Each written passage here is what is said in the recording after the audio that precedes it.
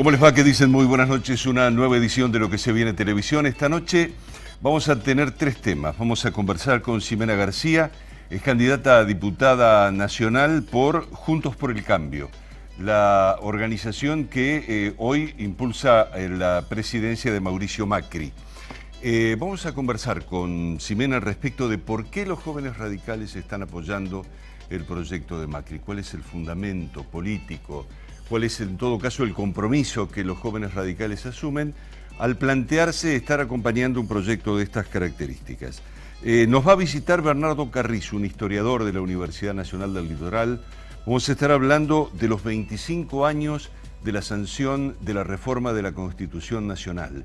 Un motivo por el cual por estas horas también se va a estar generando un debate dentro del ámbito de la universidad a los efectos de encontrar los enfoques sociales que en todo caso representan las modificaciones de 1994. ¿Qué se hizo y qué queda pendiente? Muchas cosas están todavía en el camino en ese sentido. Es como que se cumplió, si se quiere, la necesidad política de Menem de buscar la reelección y después lo demás, bueno, acompañó un conjunto de modificaciones muy importantes, pero están allí, en el camino. Y vamos a estar hablando con un ambientalista, Jorge Rabey. Macri planteó un decreto, uno de los tantos decretos presidenciales, en donde, bueno, le abre las puertas al mundo como para que determinadas áreas de la Argentina sean un lugar de depósito de basuras. Así que ese es un punto. Pero después vamos a hablar con Jorge respecto del comportamiento social en el cuidado del medio ambiente, donde hay muchos huecos, donde hay muchas responsabilidades de los propios ciudadanos en el sentido de cuál es su comportamiento y cuál es la afectación que están generando, que por ahí no son tan importantes como en volumen representan algunas industrias del mundo, pero la sumatoria de un comportamiento inadecuado de cada uno de los individuos hacen a un conjunto realmente peligroso. Los auspicios y el desarrollo del programa.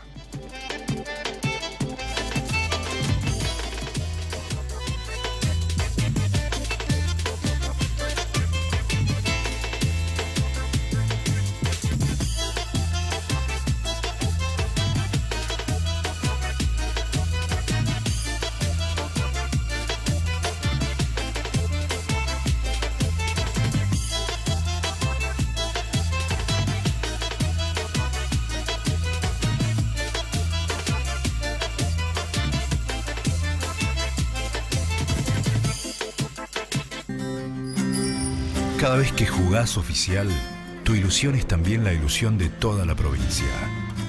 Porque Lotería de Santa Fe destina sus utilidades a la salud, la educación, las pensiones sociales, el deporte y la cultura de todos los santafesinos. Así, Santa Fe crece con cada jugada. El Consejo Profesional de Ciencias Económicas tiene a disposición un servicio que permite verificar la habilitación para el ejercicio profesional. Consulte ingresando a www.cpn.org.ar. Consejo Profesional de Ciencias Económicas, en defensa del ejercicio legal de la profesión. Somos la empresa inmobiliaria con más experiencia. Seguimos haciendo realidad sus más preciados proyectos. Guastavino e Invert, su inmobiliaria de confianza en Santa Fe y Santo Tomé. Mi corazón con el Kini late más. Elegí 6 numeritos y a ganar, siempre a ganar. No dejemos de soñar. Kini 6, vos sos mi amor. Vamos todos a jugar. Dale, prendete. Vos también hacete fanático al ritmo del Kini 6 y vení a festejar todas las semanas. En el Mercado Norte encontrás más de 170 variedades de quesos, fiambres y delicatessen. Almacén de Quesos es un lugar único. Almacén de Quesos, puestos 20 y 21 del Mercado Norte, Urquiza y Santiago del Estero.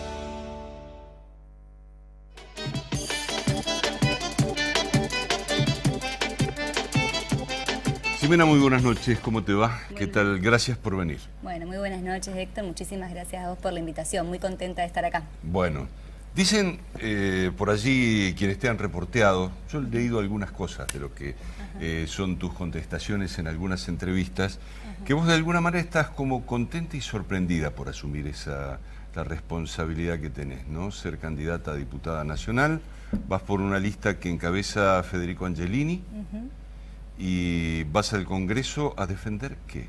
A ver, ¿qué es lo que te planteas defender? Bueno, estoy muy contenta del desafío muy grande que tengo por delante, que es esta lista de candidatos a diputados nacionales. Sorprendida a medias, yo vengo de la militancia universitaria, siempre, bueno, me comprometí durante mi secundaria también, en diferentes instituciones, primero Club de Leones, después Apoyo Escolar y después cuando decidí estudiar abogacía en la Universidad Nacional del Litoral, empecé a participar en una agrupación política que es el brazo universitario del Partido Radical, la agrupación Franja Morada. De ahí me formé, de ahí también formé mi matriz ideológica, mis convicciones, mis ideales, que hoy también, Héctor, vos antes de empezar el programa, a modo de introducción, nos preguntabas por qué los jóvenes decidimos estar juntos por el cambio, por qué el radicalismo. Bueno, somos parte de un partido radical que tiene espacios orgánicos. En la convención de Gualeguaychú en el 2015 se decidió conformar esta coalición de gobierno, este año la ratificamos y tenemos una base programática y de valores coincidentes. Nosotros coincidimos en el respeto a las instituciones, coincidimos en el respeto a la República, a la sanidad también, de la democracia, en el valor de la transparencia, de la honestidad, y esos son los valores que nos hacen que todos los días nos comprometamos en esta coalición de gobierno, que tiene muchísimas cosas para mejorar, pero fundamentalmente tenemos que trabajar en las cosas que tenemos como coincidencias y tratar de dejar un poco de lado también muchas veces que tenemos la situación de estar mirando siempre en lo que no coincidimos. Pero también es necesario buscar consensos, no solamente sociales, sino en la clase política y en la clase dirigente, encontrar y agudizar las coincidencias y dejar de lado las mezquindades políticas partidarias para poder trabajar en conjunto y concretar objetivos. Ahora, los jóvenes radicales, por ejemplo, discuten qué es lo que está pasando con el impacto de la política económica en la sociedad argentina. O sea, ¿qué visión tienen, digamos, ustedes de lo que está pasando desde el punto de vista social a partir de las políticas económicas implementadas? Sí. Por supuesto que lo discutimos y que también somos conscientes que la situación económica es muy compleja, es difícil, pero también es importante analizar los discursos y que sean un poco más reflexivos, porque también en estos tiempos modernos nos interpelamos todo el tiempo, mucho que tiene que ver con que contribuyen las redes sociales, en donde las posiciones siempre son muy antagónicas, si estás de acuerdo o no estás de acuerdo, y entre medio hay un mundo de grises, un mundo que apela a la reflexión, que implica pensar un poco más y detenernos, y también tiene que ver con conocer cómo recibimos este país y cómo nos desarrollamos durante estos 3 años y medio de gestión. Nosotros cuando subimos el gobierno con nuestro presidente Mauricio Macri, el 10 de diciembre del 2015, recibimos un país que tenía déficit fiscal, que tenía inflación del 40%, que tenía pobreza estructural y fundamentalmente tenían los organismos nacionales intervenidos, no contábamos con datos concretos, con datos reales.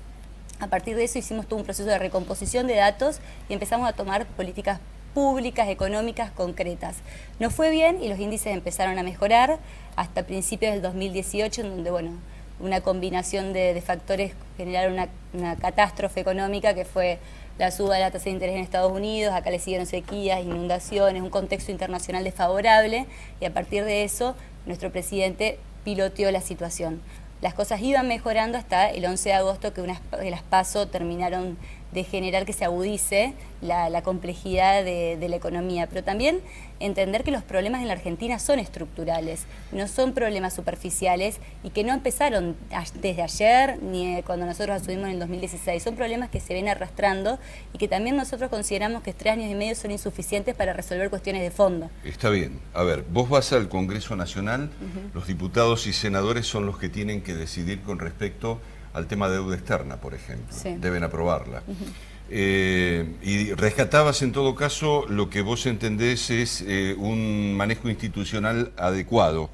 Y uno se acuerda de haber escuchado a Macri decir: he decidido ir ante el Fondo Monetario Internacional y hacer crecer la deuda externa de la manera en que creció en estos últimos 2 años fundamentalmente. Por lo tanto, la cuestión de la institucionalidad es un tema de debate en la Argentina. Sí, yo no estoy ni por el blanco ni por el negro, pero tampoco dejo de mirar lo que está ocurriendo, y me parece que es absolutamente preocupante el escalón de aquí en adelante a partir de variables de la economía: la inflación, el nivel de deuda externa existente y el estancamiento que viene sufriendo Argentina, no solamente en el periodo de Macri, sino en los últimos 3 años del gobierno de Cristina. Por lo tanto, frente a esa situación, es como que insistir, digamos, por el camino que hasta ahora ha elegido Macri complejiza el futuro, ¿no? Sí, la verdad que en un país, o sea, el país que recibimos con déficit fiscal donde durante 12 años se gastó más de lo que se ingresó, requería que podamos pegar un salto. A partir de eso, juntos, o sea, cambiemos ahora Juntos por el Cambio, el gobierno que conduce Mauricio Macri, decidió que la forma para lograr entrar en un proceso en donde nos recomponíamos económicamente era a través del financiamiento externo. No quedaban muchas otras posibilidades porque en 12 años del kirchnerismo tampoco se trabajó en generar infraestructura de trabajo que genere puestos de trabajo genuinos, ni tampoco se generó ningún ascenso social. Muchas veces decimos, bueno, con el kirchnerismo algunos tienen la situación de la sensación de que vivían mejor. Ahora, ¿hasta qué punto eso es artificial y es superficial o es real? Porque fueron 12 años donde un contexto internacional económico fue muy favorable, donde las toneladas de soja valían el doble de lo que valen ahora, y tuvieron muchos factores que coadyuvaron y que contribuyeron, pero después cuando terminaron y hubo una crisis económica y en el 2015 nos eligieron a nosotros también por la insuficiencia de respuestas económicas que desde el gobierno nacional de Cristina Kirchner estaban dando, no hubo un movimiento social, no hubo, cada una de las estructuras en la sociedad quedó en el mismo lugar. Y eso también tiene que ver con elegir siempre las políticas populistas y electoralistas que solamente garantizan resultados electorales, pero que no resuelven los problemas estructurales ni tampoco modifican de fondo los problemas que tenemos en la Argentina de hace muchísimos años. Uno dice por ahí, cuando habla de la movilidad social ascendente, que es en todo caso la definición estricta de pensar en mejorar la calidad de vida del conjunto de la sociedad, dice que incluso en el mundo es muy difícil de encontrar un lugar en donde la movilidad social esté realmente establecida y en todo caso sea lo suficientemente firme como para hablar de un crecimiento de conjunto. Eso, sin lugar a dudas, la cuestión es así. Pero acá no ha habido no solamente que no ha habido un crecimiento de la movilidad social, sino que ha habido un descenso muy significativo de la calidad de vida. Y en términos sociales muy marcados. El crecimiento de la pobreza, reflejado en los últimos meses fundamentalmente, está hablando de que evidentemente el camino tiene que ser corregido. No hay duda, nosotros consideramos que el camino tiene que ser corregido. El 11 de agosto la ciudadanía, los argentinos, las argentinas nos enviaron un mensaje que fue contundente y que nos señalaron que el rol y el camino que había tomado el gobierno nacional no era el que esperaban y en que habían puesto expectativas. Muchos manejaron sensaciones, sentimientos de angustia, de decepción. Nosotros tomamos nota a partir de eso. Sabemos que las medidas económicas que tomó el presidente Mauricio Macri son paliativas de la situación, que no generan la bonanza económica con la cual nosotros aspiramos y que queremos seguir trabajando. Pero sí iniciamos un camino que pone a la Argentina hoy en una situación mucho mejor, con infraestructura más sólida, que cuando el presidente Mauricio Macri, el cual confiamos que va a ser reelecto en estas elecciones, bueno, el 27 de octubre, si nos dan la posibilidad de los argentinos de llegar a un balotaje, vamos a estar mejor preparados, y también las relaciones internacionales que se construyeron durante todo este tiempo, con relaciones maduras, civilizadas, van a generar que nuevamente Argentina esté puesta en el centro de la escena y tengamos posibilidades de crecimiento. Hoy las obras públicas salen el 50% menos de lo que salían en el 2015, y tiene que ver con que las obras públicas no hay sobreprecios, no hay corrupción. Al mismo tiempo tenemos el sistema ferroviario reactivado, hemos invertido en energía renovable y energía no renovable, hemos llegado con agua potable, con cloacas. No hay duda que siempre falta, hay rutas nacionales intervenidas, pero hemos iniciado un camino y fundamentalmente un camino en donde los valores de la institucionalidad, de la democracia, de la república, de la transparencia y de la honestidad vuelven a ponerse en el centro de la escena. Durante 12 años en el kirchnerismo nos acostumbraron a que funcionarios ingresaban al gobierno a administrar la cosa pública y se iban enriquecidos en sus bolsillos. Teníamos más de 100 funcionarios presos o procesados. Hoy contamos con 14, porque también el Poder Judicial pareciera que tiene el cronograma electoral al alcance de su mano, pero sin embargo hemos avanzado en mucho. Nosotros en la Cámara de Diputados y en Cámara de Senadores tuvimos minoría. Necesitamos también lograr reformas estructurales como la reforma laboral para poder avanzar y crecer y pegar un salto como país en términos económicos, productivos, sociales y culturales. La reforma laboral, digamos, en todo caso, venía en un paquete con la reforma previsional. Sí.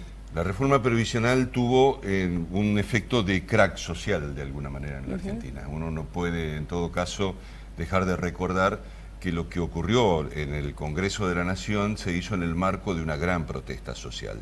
Porque uno se puede quedar con lo que fue la primera línea de la protesta, descalificándola, pero atrás había mucha gente que estaba en desacuerdo con lo que fue la decisión que se tomó respecto de la modificación de la situación de las jubilaciones en la Argentina. La reforma laboral aparece como una amenaza casi de las mismas características que esa. También es cierto que las jubilaciones en la Argentina, hoy 1 millón de jubilados cuentan con jubilaciones que en el kirchnerismo no se las dieron, porque se generó la moratoria por la cual pudieron acceder a una jubilación. Puede ser que el aumento es necesaria, imperiosa la necesidad de ese aumento, estamos de acuerdo. Ahora hoy 1 millón de jubilados cuentan con una jubilación que antes no contaban porque el kirchnerismo puso diferentes trabas para poder acceder a eso y descuidó a los jubilados durante 12 años. Bien. Lo último que te pregunto tiene que ver con, por ahí esa necesidad de afirmarse en lo que vos decís, diciendo, bueno, lo contrario es lo contrario, y lo contrario hizo las cosas mal, en este caso el kirchnerismo. ¿Cómo superar la grieta en la Argentina? ¿Cuáles son, en todo caso, los valores que los jóvenes pueden plantear como una alternativa que permita decir, esto a mí no me importa más en la diferencia que yo puedo tener contigo, sí, pero quiero o necesito construir con vos?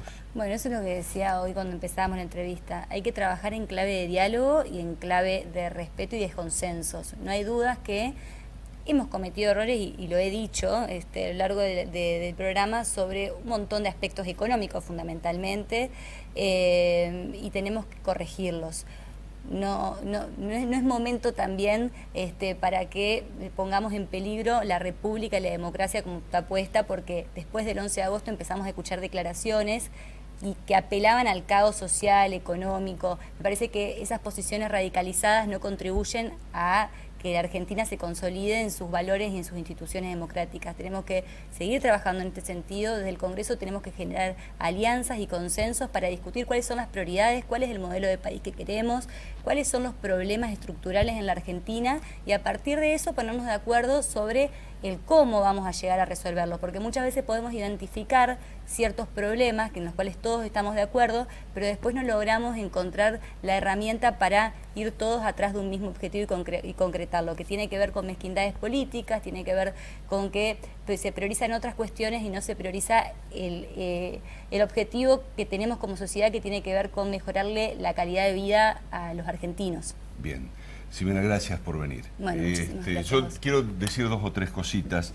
De alguna manera, la idea de la conversación, por lo menos la mía, ¿no?, de la conversación con Ximena, pasó a partir de tratar de exponerle cuáles son las contradicciones que por ahí uno puede llegar a suponer tienen los jóvenes con este presente que vive la Argentina. Un presente muy duro, muy difícil.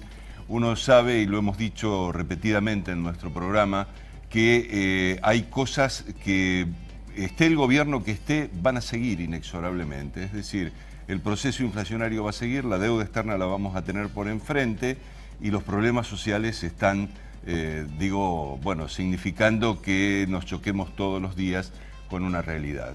Esperemos, realmente esperemos, que podamos encontrar un camino en donde la unidad nos determine encontrar un proyecto. Ya venimos.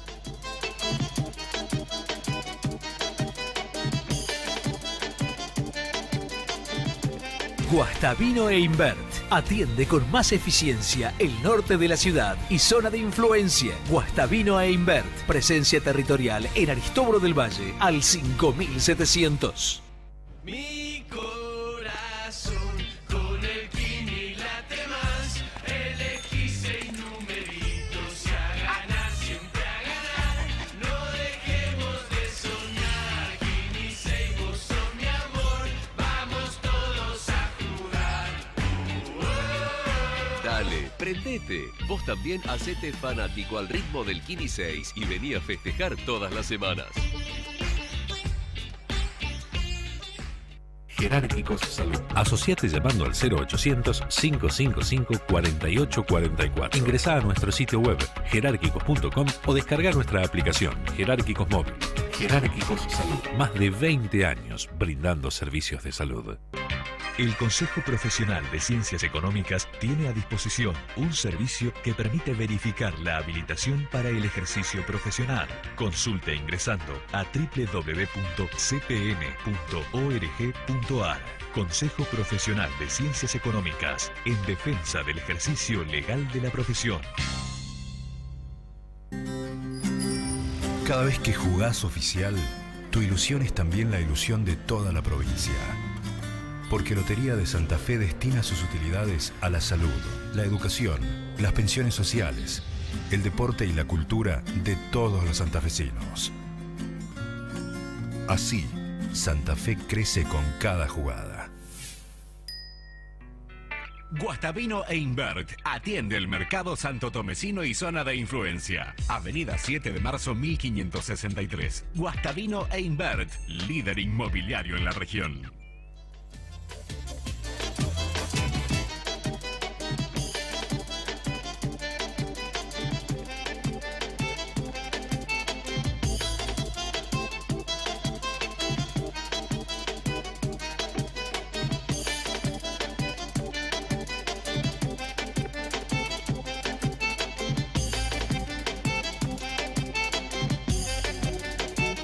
Bernardo Carrizo, muy buenas noches, ¿cómo te va? ¿Qué tal? Hola Héctor, gracias por la invitación, como siempre. No, por favor. Bueno, por estos días se está celebrando un encuentro para discutir que, digamos, 25 años de la reforma de la Constitución Nacional. Yo digo que esa reforma tuvo una necesidad política y fue la reelección de Menem. ¿Sí? Digamos, lo que pasa es sí, que después, atrás de eso, se colaron un conjunto de modificaciones que son muy importantes y de las cuales, no sé, algunas se cumplieron, muchas están pendientes. Vos en tu introducción mencionabas lo que puede llamarse como el motor inicial de la inquietud. Es decir, Menem tenía una frase que la dijo antes y después del 94, yo soy el único proscripto, en el sentido que la Constitución había pautaba que no podía haber reelección inmediata. Pero no olvidemos una cosa,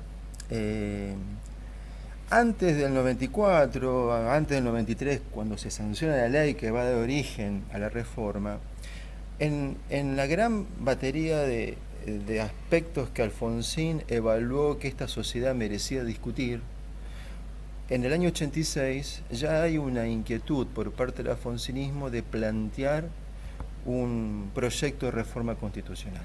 Sabemos que eso no ocurrió, sabemos por lo que tu pregunta formula, sabemos que esa idea terminó fracasando, salió luego otro formato que fue lo de 94, pero digo, si uno recuerda los años del alfonsinismo, hay un gran abanico de aspiraciones de Alfonsín por reformular. Digo, el mundo sindical, el mundo educativo con el Congreso Pedagógico, bueno, sin hablar de la cuestión de los derechos humanos y el juicio de las juntas, pero también estaba la cuestión constitucional. Sabemos perfectamente bien qué pasó luego, hiperinflación mediante y la salida anticipada de Alfonsín. Como una especie de juego de contrabalanceos, a la apuesta fuerte de Menem de una reelección, Alfonsín introduce un conjunto de dispositivos para llegar a cabo una especie de atenuación del presidencialismo que la Argentina tenía ya desde 1853 y que Menem apostaba a consolidar. He ahí lo que nosotros conocemos luego como el núcleo de coincidencias básicas, o más vulgarmente denominado como Pacto de Olivos, ¿no? La figura del jefe de gabinete, el tercer senador, tratar de que las intervenciones federales no sean decisión del presidente solo, sino del Congreso. Es un conjunto de dispositivos que me parece a mí que está bueno plantear esto. No nos quedemos solo con la imagen que es cierta de Menem apostando fuertemente en una reelección. Era su único interés, Bernardo. En principio sí, de pero él, digamos. Está bien, del menemismo sí, pero también convengamos que el alfonsinismo era la contracara de ese juego de equilibrio inestable. Sí. Hoy el radicalismo no es lo que era aún en 1994 ni en el 93, por más que pasó la hiperinflación y que Alfonsín y el radicalismo pierde frente a Menem, pero el peso radicalismo hacía que el interlocutor, que Menem reconocía necesario para lograr la ley de reforma y luego la reforma, era el radicalismo. Y dentro del radicalismo, el piloto de tormentas del radicalismo hacia adentro era Alfonsín. Y en ese sentido, Menem reconoce en Alfonsín un par.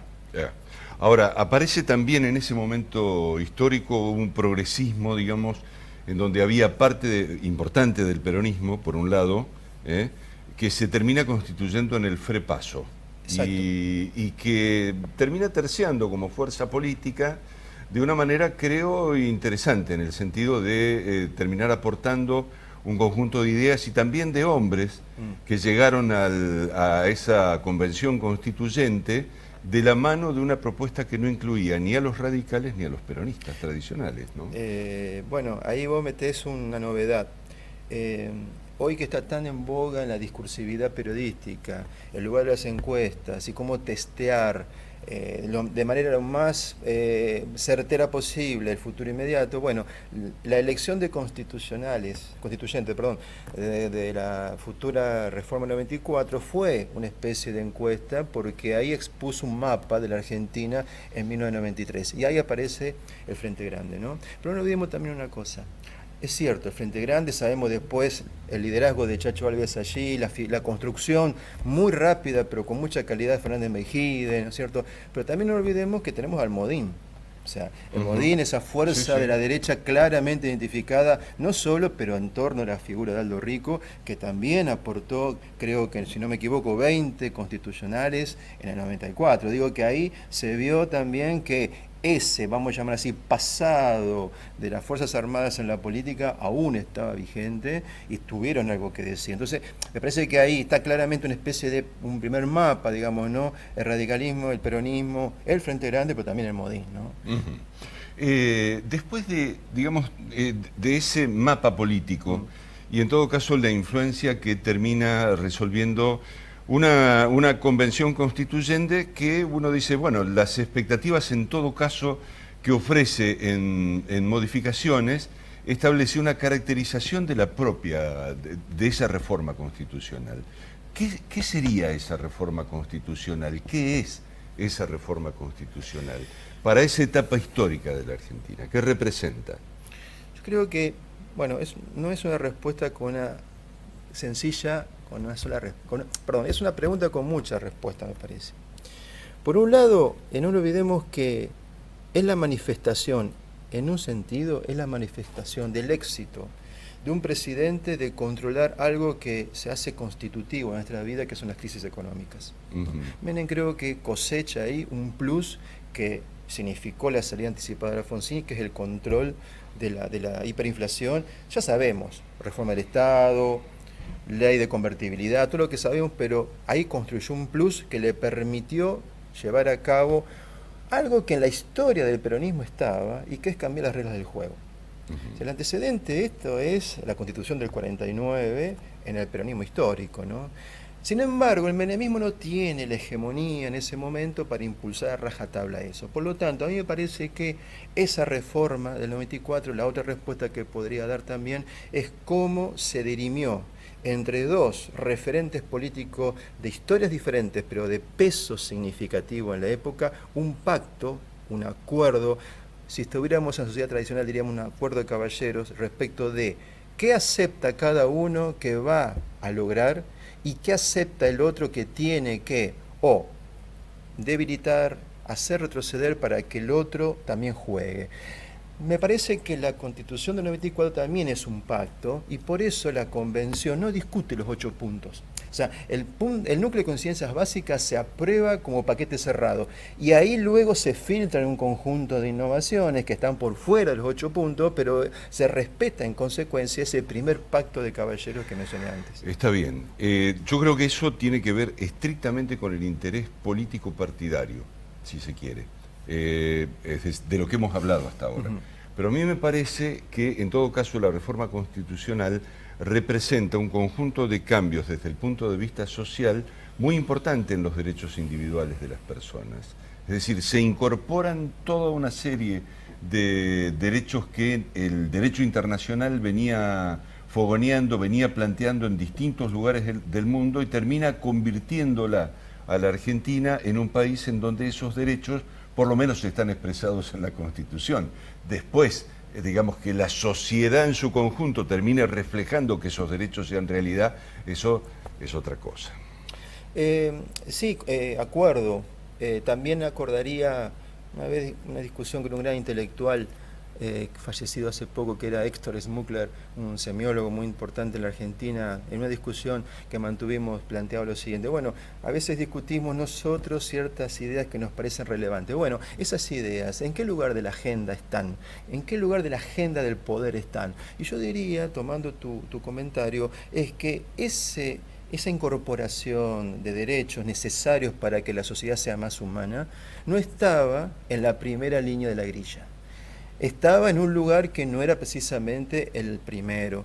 Lo cual quiere decir que, bueno, hay que también reconocer que la Convención logró esto que no estaba en la primera línea de largada. Eso también es importante de decir porque le otorga a la Convención eso que debe tener un espacio colegiado. Esto es el espacio de la deliberación, de poner en la mesa cartas que no estaban, pero que los jugadores cuando la colocan son capaces de que formen parte del juego, ¿no? Bueno, eso es importantísimo y por otra parte ha sido uno de los argumentos en donde cada vez que hay que convocar, digamos, a una convención constituyente, siempre se dice, ojo que los constituyentes pueden decidir por su cuenta qué hacer en su proceso deliberativo y qué resolver. Sobre todo a través de lo que puede llegar a ser la reforma de la Constitución de la provincia de Santa Fe. Se ha planteado inexorablemente esa cuestión.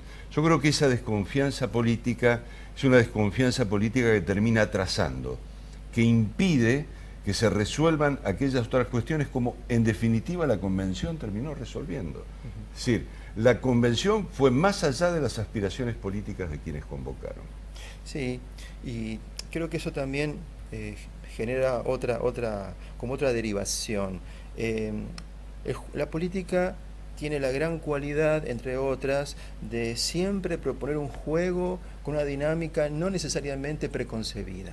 Hay siempre un lugar para un porcentaje de incertidumbre, es decir, no sabemos necesariamente con exactitud el juego de cada jugador. Hipotetizamos algunos juegos, pero no quiere decir que sepamos todos los desenlaces posibles. En ese sentido, creo que un aprendizaje del 94, no lo olvidemos, estábamos a un poco más de una década, ¿no es cierto?, del 83. Era en ese momento aún una demasiada... estábamos todavía en una etapa infantil aún de los efectos políticos del 83. Y yo creo que en este momento, parado hoy en el 2019, estamos aún con una situación que no tenemos que olvidarnos. Nuestra democracia aún es demasiado joven.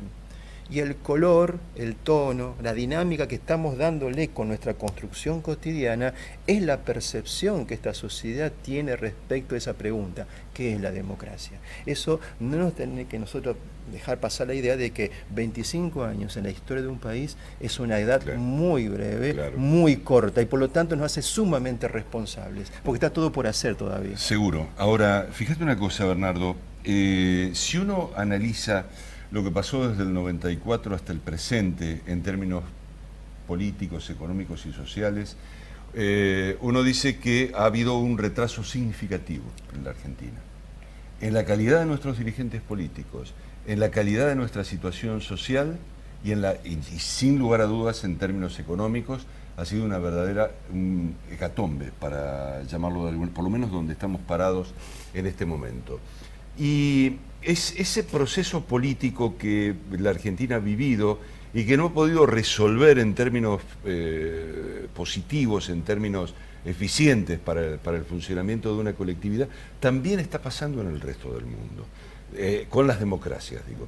No es solamente un problema de la Argentina, estamos en un verdadero desafío mundial respecto de quiénes son los que mantienen estas formas de convivencias democráticas que plantean, en todo caso, la elección de los dirigentes, de los cuadros que en todo caso representan los ámbitos deliberativos y que dejan pendiente, digamos, los problemas económicos y sociales y el sufrimiento de las sociedades, ¿no?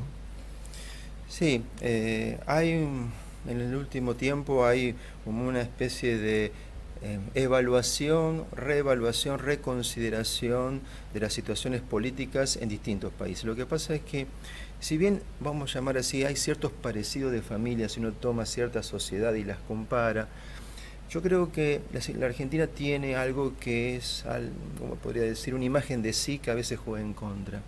La Argentina fue de esos países que en un momento de su historia pensó que podía ser el gran país, que tenía solamente que apurarse para llegar al futuro, porque el futuro ya estaba. Y yo creo que uno de los aprendizajes que la Argentina está haciendo es que no hay ningún futuro preciado, asegurado para nadie. Y la Argentina muchas veces ha vivido eso como fracaso. Es decir, estamos aquí y evaluamos el aquí y el hoy como un fracaso. No, yo creo que es una construcción que nosotros hemos hecho. Nosotros hemos construido lo que somos. Y lo hemos construido con la idea de que veníamos del gran paraíso y ahora estamos en el gran infierno. Por eso yo decía al pasar hoy que del 83 para acá, lo que somos es nuestra construcción. Antes había una imagen muy fuerte en el pensamiento político. Había un actor militar que podía irrumpir y con su irrupción cortaba, por un lado, y abría las puertas para otra cosa. Ya no tenemos ese actor. No funciona más ese actor en las representaciones. De algunos sectores sí, pero en la realidad no funciona. Por lo tanto, los responsables de la construcción de lo que somos hoy somos nosotros. No hay un actor externo. El actor externo muchas veces fue una proyección. Creo que nosotros como sociedad, a diferencia de otros países del mundo, tenemos que reevaluar la propia percepción que teníamos de nosotros para vernos con mejor percepción en el presente.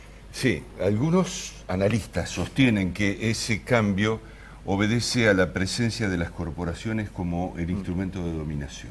Es decir, se termina la figura individual del autoritarismo por otras formas de dominación. Y bueno, y nos encontramos donde nos encontramos. Bernardo, gracias por venir. No, gracias por la conversación, siempre muy interesante. Bueno, en un ratito vamos a estar hablando del ambiente, de la preocupación de Jorge Rabey por un decreto y fundamentalmente por el comportamiento social de todos y cada uno de nosotros. Ya venimos.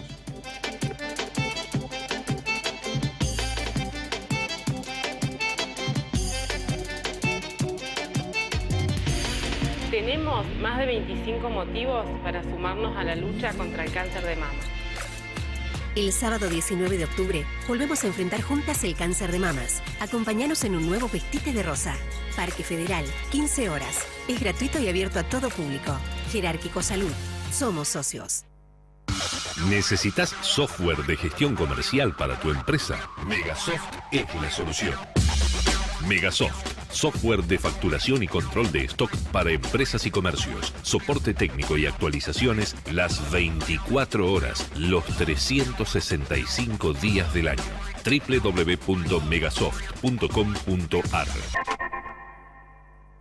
En Red Mutual descubrí un mundo de beneficios. Ayudas económicas hasta 250.000 pesos. Subsidios, seguros, 50% de descuento en farmacias. Financiación total en turismo. Ahorro en comercios y mucho más. Llámanos y asociate al 0800-444-1515. Búscanos en Facebook o ingresá a nuestra web www.redmutual.com.ar. Red Mutual, la mejor red de servicios. Jerárquicos Salud. Asociate llamando al 0800-555-4844. Ingresá a nuestro sitio web jerárquicos.com o descarga nuestra aplicación Jerárquicos Móvil. Jerárquicos Salud. Más de 20 años brindando servicios de salud. Somos la empresa inmobiliaria con más experiencia. Seguimos haciendo realidad sus más preciados proyectos. Guastavino e Invert, su inmobiliaria de confianza en Santa Fe y Santo Tomé.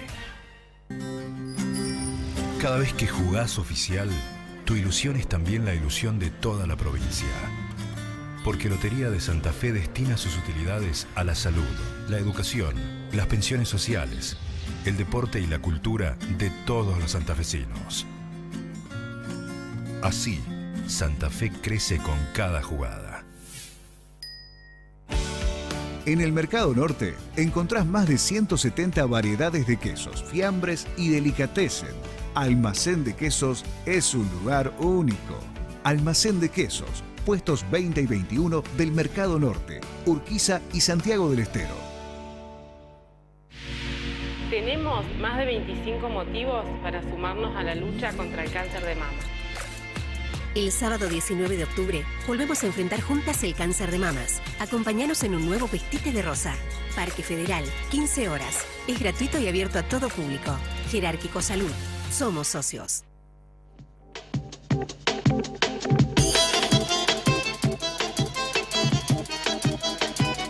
Jorge Rabay, ¿cómo te va? Buenas noches. ¿Qué decís Buenas vos? noches. Bien.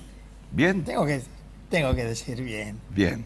Bueno, yo te con puse, esperanzas. Te puse ambientalista abajo de... Sí. ¿Y vos qué decís que sos? Y no, yo hoy estoy representando a la Coalición Ciudadana Anti-Incineración, que es una red argentina de organizaciones y de personas. En este caso yo no estoy hoy orgánicamente en ninguna organización, que tenemos presencia en buena parte del país, y a la red global de alternativas a la incineración, que es una red internacional que tiene presencia en decenas de países de tanto de habla.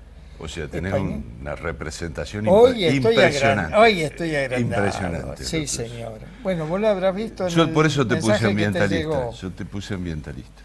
Punto. Que estoy Ya junto, está. por ejemplo, para informar sobre el Ya tema está. con el doctor ¿Con quién? Montenegro, que es reconocido, es de FUNAM de Córdoba, biólogo y premio Nobel alternativo, reconocido internacionalmente en el tema. Bien, Jorge, Y- vos me escribiste a mí Sí. y me dijiste, mirá, en agosto Macri hizo este decreto. Sí. O sea, nos convierte en basurero mundial. Es eso. Bueno, en realidad abre las puertas, es un decreto que amplía las posibilidades del tránsito internacional, o sea, hoy penetra, igual está permitida la entrada de material que acá no hay para reciclado para trabajarlo en alguna industria. Pero abre mucho más las puertas, es medio raro, no tiene muy buen contenido, no se sabe exactamente bien, pero no es casual que salga dentro de todos los arreglos que tenemos con el gran país del norte, y hoy con los dos grandes países del norte, el que tenemos pegado y el que está allá lejos, donde realmente hoy no saben qué hacer con su basura. Los países... ¿Y vos crees que la basura...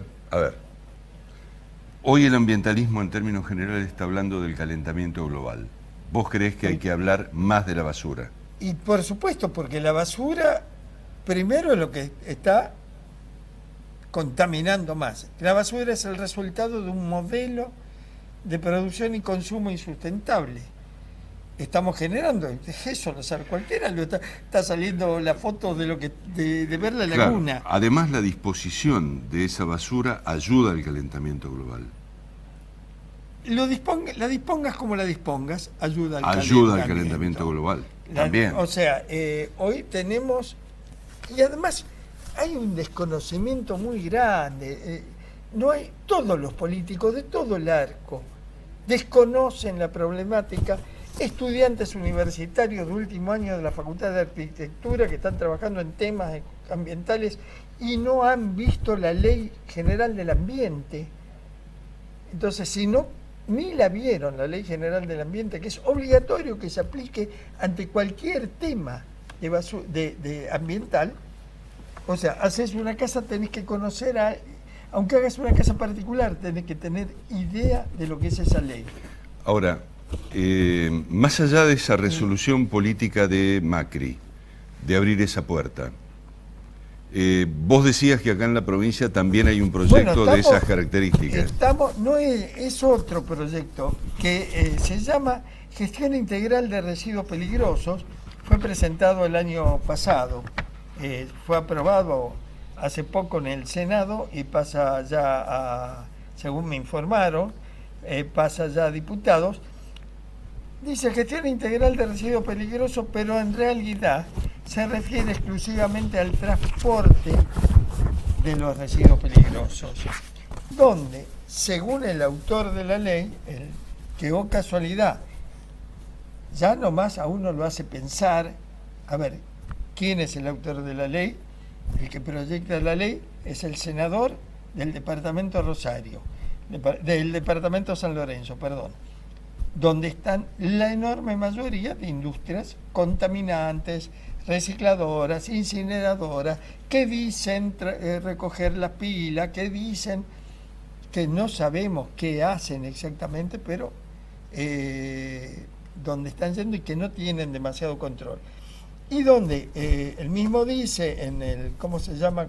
La presentación de motivos, que el sector industrial representado por los operadores y transportistas de residuos peligrosos radicados y habilitados en esta provincia constituyen una importante fuente de generación de trabajo, no habla nada de lo que contaminan, o sea que él es de la lectura de la ley, de la lectura de esto, es evidente que es para defender a la industria. Podemos decir, y hay que defender, las industrias dan trabajo, hay que defender todas las industrias. Bueno, pero hay que ver qué, cómo, por qué y a qué costo. Ajá. Hoy no podemos corroborar más con esto. Ahora, Jorge, vos sabés que... El tiempo es oro. Sí. Nos quedan 5 minutos para hablar. Y te quiero preguntar porque vos me decías que tu enorme preocupación tenía que ver con el comportamiento social respecto del impacto que había en la disposición de la basura en el ambiente. Bueno, mirá, es que nos volvemos locos. Ayer salió conversatorio sobre políticas ambientales en el Consejo de Santa Fe y leo, fíjate que sería, de acá todo tengo para observar, pero presenta una asociación de cooperativas de no sé dónde, acá de la provincia, que dice: procesamos envases de fitosanitarios y silobolsas.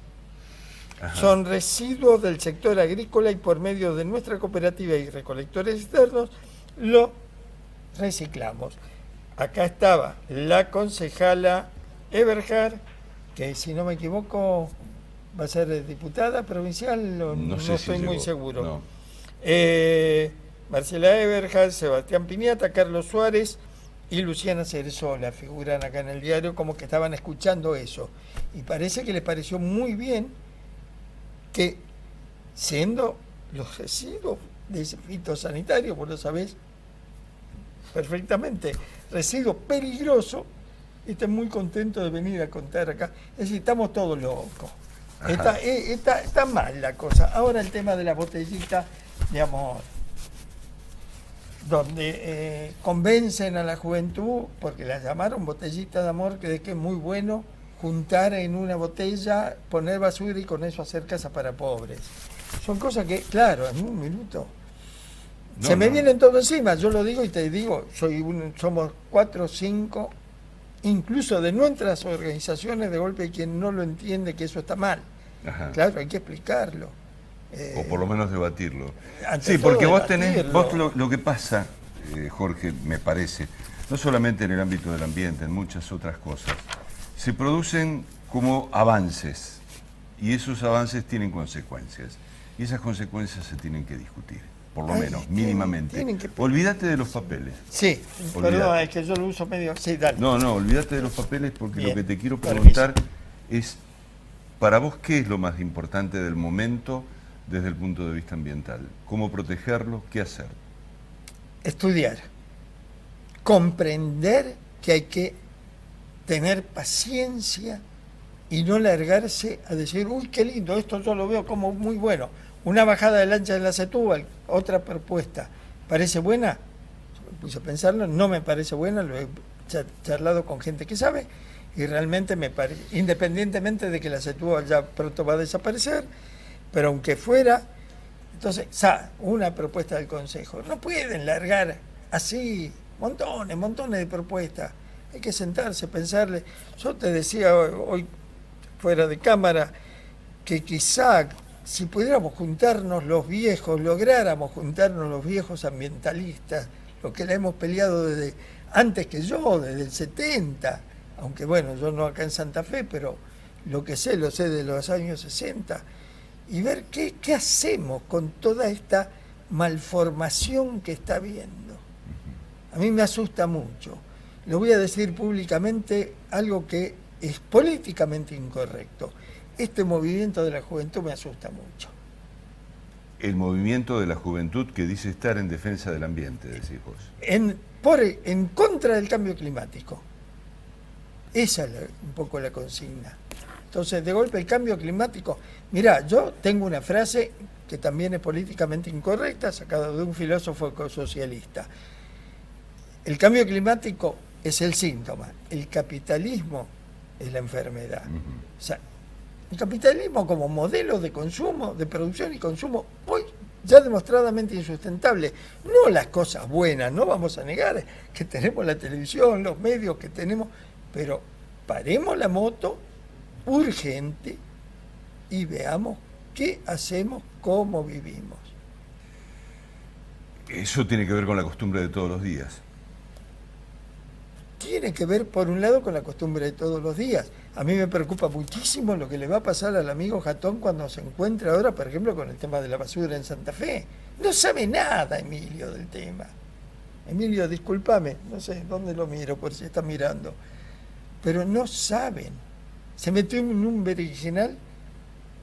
Hoy es imposible solucionar con empresas oligopólicas. Urbafe pertenece a un oligopolio que es Urbacer España, que a su vez el año pasado Urbacer España pasó a ser de capitales chinos. Eso es Urbafe. Esos son 9 transportes de Julio, prácticamente todos. A su vez, todos, desde el punto de vista sindicalista, manejados por los Moyanos. Es muy difícil decir voy a hacer un plan de gestión integral de residuos con estos elementos, si no lo pensamos un poco otra cosa. ¿Vos creés que yo lo estoy practicando en una ciudad cercana? Se dice que en todo caso lo que queda respecto del tratamiento de la basura en Santa Fe de la actual gestión es una bomba de tiempo, es algo que no cierra más. Aún desde el punto de vista económico. No cierra más ni en la provincia ni en el país. Bien. No cierra más. Ni en el planeta cierra. Ni en el planeta. Vos me hablás en términos ambientales, pero además del problema la ambiental... ciudad de Santa Fe no cierra. En lo económico tampoco. Mucho menos. ¿Y entonces? ¿Con qué? ¿Y entonces? Fíjate, Obey, me acuerdo, en el año 92, está... No, bueno, pero no está más. No, claro, no se puede. No importa. No es que pero no, es muy bueno. No se puede, él vino, estábamos trabajando muy bien con él. Y realmente yo en ese momento lo creí, de que vino de Estados Unidos, diciendo de que vino convencido de que hacía falta plata para el manejo de residuos. Yo después de 20 años de trabajar en el tema me di cuenta de que no es tan así. Muy por el contrario, donde pones demasiada tecnología, estás metiendo la pata, como se está metiendo la pata en la provincia de Santa Fe, metiendo demasiada tecnología y se está yendo al diablo también. Se nos fue el tiempo. Y sí. Se nos fue el tiempo. Y dejé alguna bombita, no sé. Ya está. ¿Te parece? Espero. Bueno. Muchas veces conversar con Jorge y conversar con otras personas de la sociedad de Santa Fe representa un desafío, y en todo caso el desafío es tratar de que esas personas digan lo mejor que pueden llegar a decir. Cuando uno hace un programa de estas características, lo que trata es de sacarle a quien se sienta con uno lo mejor que tiene para decir. para que los otros aprendan, para que los otros, en todo caso, preparen sus defensas frente a una problemática que se viene, que está ahí, a la vuelta de la esquina. En una semana nos volvemos a encontrar.